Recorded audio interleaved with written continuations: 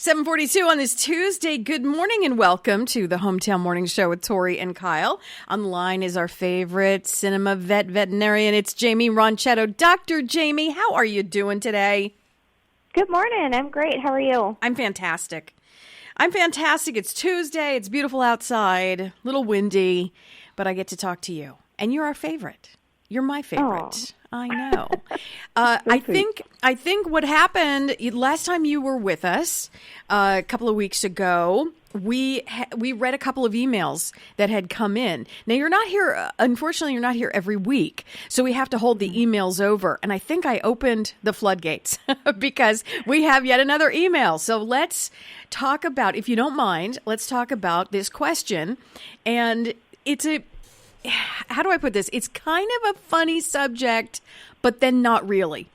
So all I'm going to say to you is this one word: scooting. Okay. So this person who wrote in says her name is Karen.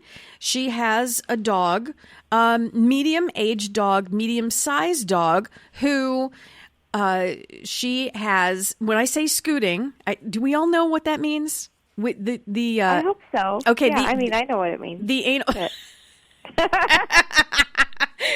Everyone out there knows what scooting is. It means. I think it means it's time to get the anal glands touched. Expressed. That's the word I wanted.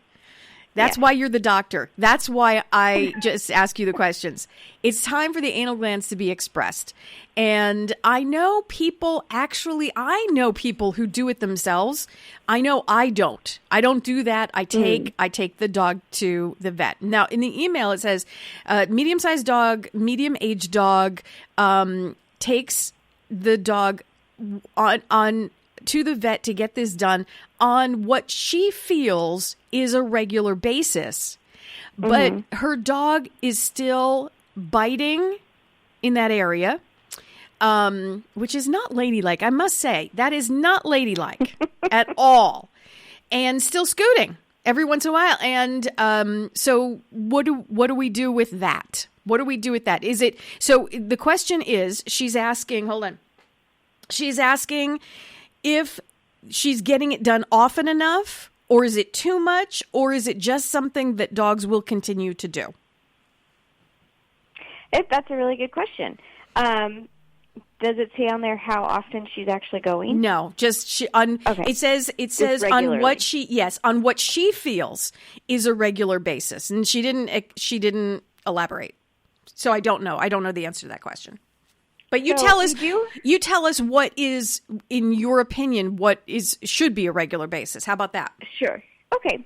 So we do have lots of dogs that come to us needing anal gland expression. It is a common problem that we see, and many of them do come on a regular basis. And for us, every dog, it may be individual to them how often they need to come. But we have some that come every 4 to 6 weeks to get them expressed.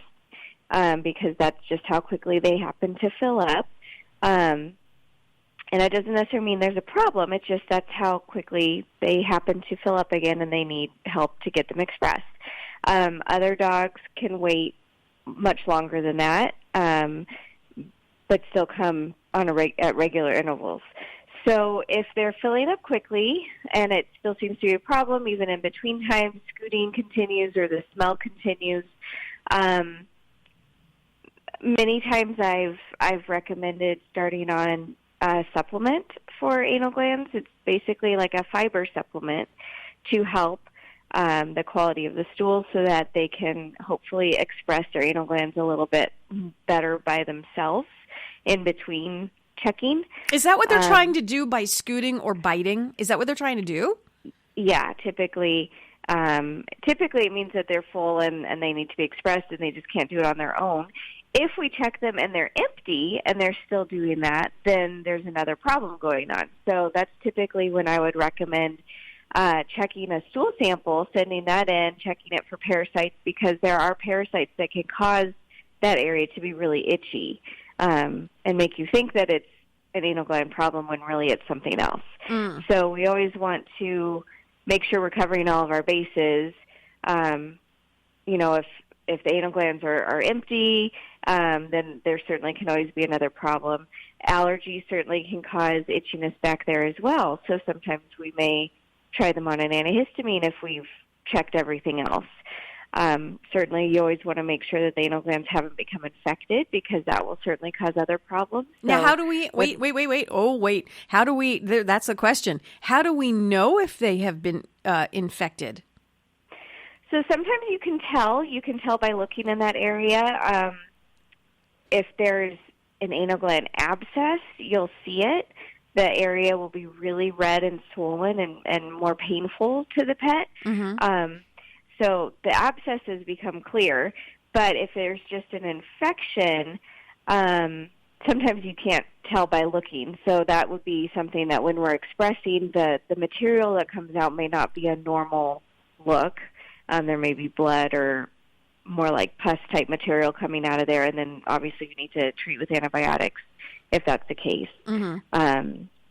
So there's lots of variables that go into it, for sure.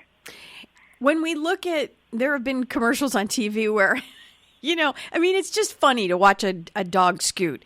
And, but sometimes you have to pay attention, because although it might be funny, and sometimes I know when my dog does a scoot, she looks directly at me like, yeah, you know what? I'm doing this. And so you can judge all you want, but I'm doing this.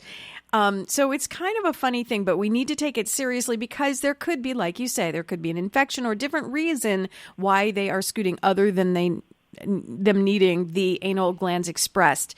Mm-hmm. I know people, Dr. Jaimie, who do their own expressing with their dog. Is that advisable? Because I don't think I could, I wouldn't trust myself, honestly. That I'm doing it correctly, and I wouldn't want to hurt the dog.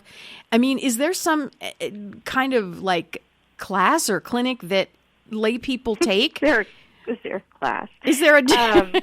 Is there? Did I make you laugh? Okay. Anal gland expression class? No, there's not. But I have a few clients that have asked in the past to learn how to do it, or at least see what we do. Mm-hmm. Most of them, after seeing what we do, say, no, I'll just keep paying for having you guys do it. That's fine. That's typically what we get. But there are some that then decide they want to try to do it at home just because it's easier, and they typically can. And then if there's, if they're not getting it, if it's typically easy for them to do it, and then one time it seems more difficult, or they're not getting it out, then they know that there's a problem, and then they come back to us, and we do a double check and see what's going on. Gotcha. Thank you so much, Dr. Jaimie Ronchetto from Cinema Vet, all about scooting. Scooting is, we need to learn something, but we also need to have a smile every once in a while. You can find Dr. Jaimie Ronchetto at cinemavet.com if you are looking for one of the most caring, sweetest doctors for your pet. Guess who you look up? Dr. Jaimie Ronchetto, that's for sure. Phone number, Dr. Jaimie, the best one to get you at? 661-253-9300. Always a pleasure. Have a great rest of your week.